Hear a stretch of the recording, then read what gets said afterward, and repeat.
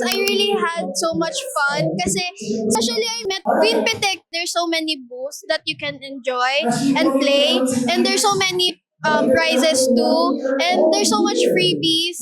Everything is enjoyable. I'm really having fun. Ang daming activities na prepare and super fun kasi Super saya kasi ang dami ko rin talagang na-meet na creator ngayong araw. At syempre, ang dami ring booth. Nakapagpa-skin analysis din ako ngayong araw. At per ganda ng event. Ayan, nag-enjoy ako. Hello everyone, kaya di sa akin Marketing Queen.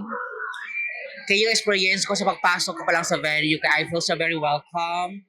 Especially the guests and the CEO of the product. Kaya maraming salamat po to have me here sa event. Kaya with that, meron kayong 15 na pitik.